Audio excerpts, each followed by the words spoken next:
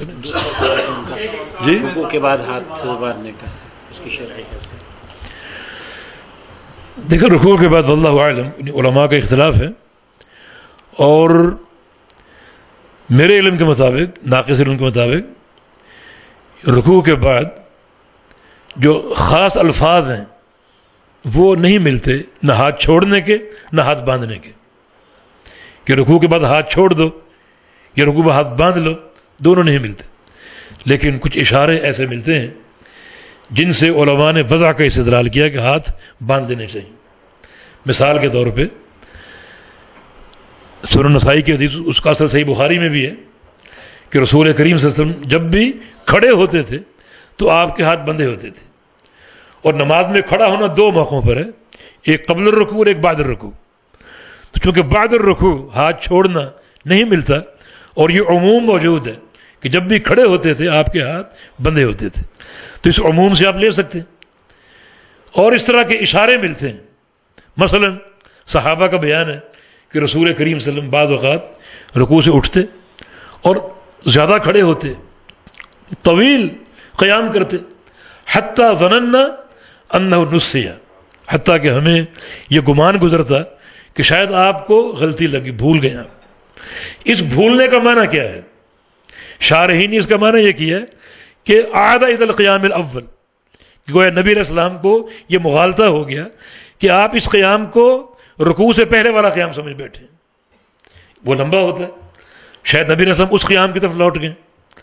اور یہ وہم کب پیدا ہوگا صحابہ کے دل میں؟ جب ہاتھ بندھے ہوں گے۔ اگر ہاتھ چھوڑے ہوئے ہیں تو یہ وہم پیدا ہو ہی نہیں سکتا۔ تیسری چیز یہ ہے کہ نماز کی کوئی شکل آپ مخلوق کے سامنے نہیں دھار سکتے۔ نماز میں رکوع ہے، رکوع اللہ کے لیے، مخلوق کے سامنے رکوع نہیں کر سکتے۔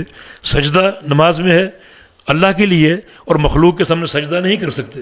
یہ تشہد کی صورت جو ہے یہ نماز کی مخصوص ہے، مخلوق کے سامنے نہیں کر سکتے۔ اور اسی طرح قیام، ہاتھ باندھ کے کھڑا ہونا، یہ مخلوق کے سامنے اس طرح نہیں کھڑے ہو سکتے۔ اور اگر اب ہاتھ چھوڑنا بھی نماز کی حالت ہے رکوع کے بعد، تو پھر اس طرح بھی نہیں کھڑے ہو سکتے۔ یہ بھی نماز کی کیفیت ہے، ہاتھ چھوڑ کے بہت سے لوگ کھڑے ہوتے ہیں۔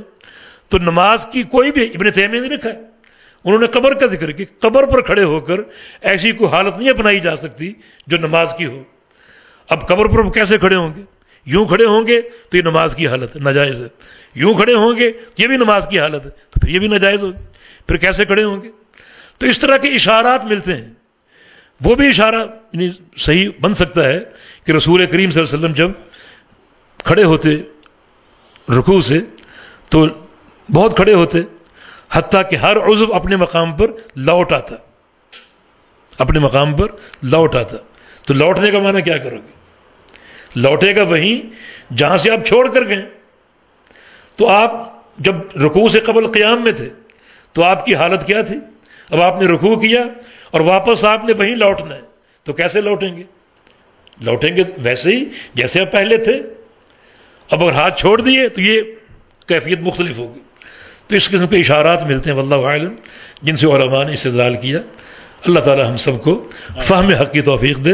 اور یہ اختلاف کوئی ہمارا منہجی اختلاف نہیں ہے، کیونکہ وہ اختلاف جو دلیل پر قائم ہو وہ اختلاف نہیں ہوتا۔ اگر دلیل ہے ہاتھ چھوڑنے کی تو وہ اختلاف شمار نہیں ہوتا۔